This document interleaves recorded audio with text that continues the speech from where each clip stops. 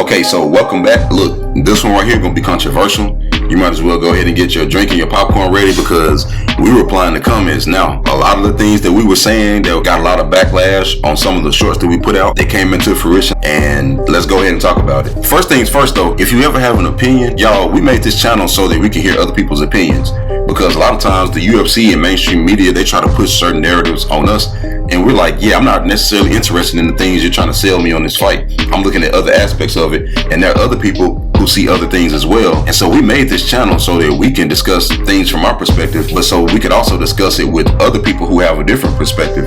So if you got a different opinion, you're more than welcome to share it. It's just about be respectful. And we're gonna always lead with respect and show y'all respect first. If you got an opinion, just say it and just articulate it. And we're not always right or nothing like that. We just people who like the sport. So, but this one gonna be a crazy one. So go ahead and get ready. What short in particular are you? Oh yeah, we were talking about Robert Whittaker, and I wasn't attacking him. I didn't say he was a bad fighter. I didn't say he was a bad person. I just said that he was a tad bit overrated. And I was saying that he gets to a certain level and he loses big fights. He lost to Izzy twice, and the second one was close. And you might argue that Robert won, but he lost. He lost to Dricus.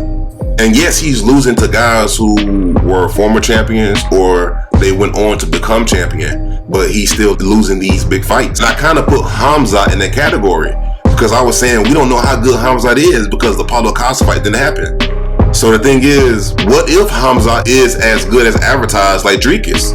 You know, so I was saying Khamzat is a type of fighter that could be at the type of level that Robert normally loses to. You're right. And then if you go back and look at who Robert beat, he beat Ikram.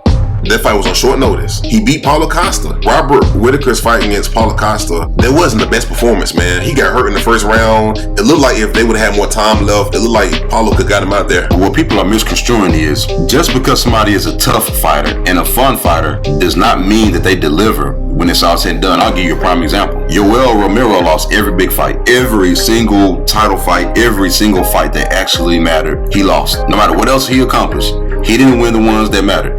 And that's what we were saying because we were looking at Robert's record the other day and he won the interim title and then he was actually promoted to undisputed champion, which we know the interim title is there for if, you know, something happens to the champion.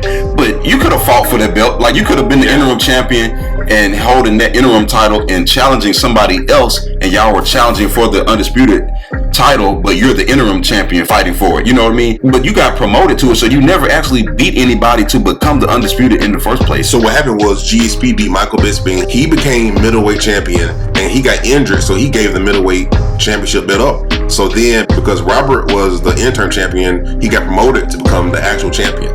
So he never actually won it. And then one of those fights with Yoel, he actually lost that fight. When you really look at it, Yoel kind of pieced him up real bad and hurt him a lot, man. And there was a time where the middleweight division was very thin. And that's when he had his moment. And it didn't really last that long because after he fought Yoel twice, he ended up losing to Izzy immediately. And he was never able to get the belt again. And to Robert's defense, because this is not an attack on Robert, we're just looking at the facts. I will say, I was in the crowd for UFC 271. And he definitely probably, I don't know if I want to say he probably should have won against Izzy, but at the very least they could have gave him a draw in a rematch because that fight was too close to say Izzy won because Robert did fight his tail off and you could argue that he definitely won. I'm not gonna lie to you, he could be in a situation where they didn't really score it right for him and he just kind of been chasing his tail ever since. But that's the thing, and that's what I said in the short. I said that Robert was a placeholder champion. He was champion because Izzy wasn't there yet. And Izzy, he ended up coming and become champion for years. And the worst thing about it though, Robert had so many chances, bro. He fought Dricus. If he'd have won, he would have had a title fight. It's like he keep getting these chances where you can redeem yourself and he'll get right there and something happens. Now, to be fair, we didn't know why he tapped so fast. We all was just like, dang, he gave up. The pictures came out. We 100% understand why. We've never seen nothing like that before. I mean, he crushed the man's mandible to the point where his gums and his teeth was on top of his tongue, bro. That's nuts. Yeah, it was bad, man. Most people, I don't care how tough you are, you gotta tap. Nobody's experienced nothing like that before in the octagon, not in the UFC at least. That's ridiculous, man. So we're gonna start responding back to some of the comments. Well, most of the comments, people are saying bad take, dumb take, terrible take. I don't understand how is that a bad take. And here we are again, having this conversation about how Robert lost the fight where he had another opportunity where if he won, he would be fighting for the belt. And this is not no attack on Robert because the thing is, he's just number two, man. You got Sean Strickland, you got Khamzat, you got Izzy, and you got Dricus. and you got everybody else, and he's number 2. And I think he's better than like the Marvin Vettoris, and he's better than the Paulo Costas, man. But he's not the elite of the elites. You know what I'm saying? And that's all I was saying. I wasn't saying he's a bad fighter. I'm just saying he's not in the same caliber as the top 4 guys that I just mentioned. So what were the comments saying? And then somebody else agreed with us. They said 100% true. But I think that this is the worst stylistic matchup for Khamzat. He's one of the best anti-wrestler fighters in the game. And this was wrong too, man. And honestly, outside of the mandible thing, I do think that he would have been able to survive like Kamaru. I don't know, man. It was kind of bad. But it was bad for Kamaru. But the thing is, we've never seen Kamaru break. He did get knocked out against Leon, but I mean, he got knocked. That was a lightning in a bottle thing. But we've never seen Kamaru actually been broken. We've seen Robert break a few times. We've seen Robert not show up.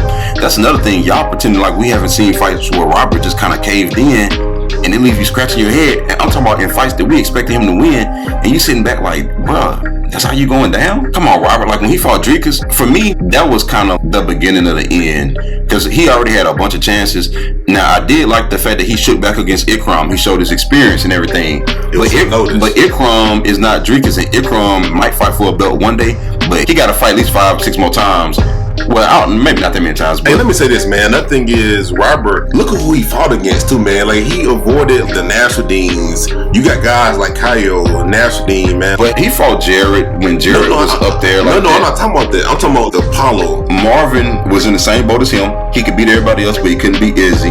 Kelvin Gastelum, I don't know why he was fighting him. Jared Cannonier, Jared was up there at the time trying to get a title fight. Darren Till was overhyped. I don't know why Darren was up there. And then really his win over Paulo just ain't. I thought Paulo had more in the tank, bro, but you told me last year, Paulo, all the people he beat, not even in the UFC anymore. So, but this is the last comment. Somebody said every single one of Robert's losses in the last 5 years was the champions, and he arguably beat Izzy in the second fight. He has literally been in the top 3 at middleweight for the last 7 years, but he gets dropped in fights and now he's horrible. Come on, man. First of all, I never said that he was horrible. I never said that Robert was terrible. But then their argument is the argument that you're making. You've been in the top, 5 for 7 years, and you still was never able to regain your belt back? Bro, that's what we're saying. You're in no man's land where you can't beat the champion, or you can never beat the guy who's the champion and get the belt from him, but yet you can beat everybody else. So you're just kind of hovering around, and you're not winning the fight that actually matters. That's the point. Like, that's what the short was saying. I hate to say it. I'm going to just say it, man. Don't laugh, man. No disrespect. To me, he's in the same category as Colby Covington, bro. Imagine if Colby would have became champion before Usman, and then Usman become champion. That's the only difference. The only difference is Robert was an actual champion.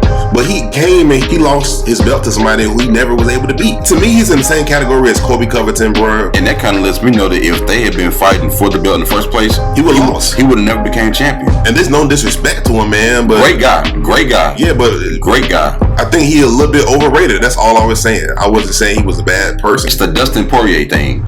It's the Dustin Poirier. I can beat everybody else, but I just can't actually get the belt myself. That sucks. Nobody would sit here and say Dustin's a horrible fighter, like his comment is kind of implying. If we were sitting here having this conversation about Dustin beating everybody else but not really being able to get the belt, that doesn't mean he's a horrible fighter. He's far from a horrible fighter. So that's the same thing we're saying here. And then he said, but he gets dropped in fights, and now he's horrible, gets dropped. Why are you getting dropped in fights? But it's not the fact that you're getting dropped in fights. It's the fact that now you got people coming along beating you, and then they're going on to become the champion and beating people that you couldn't beat.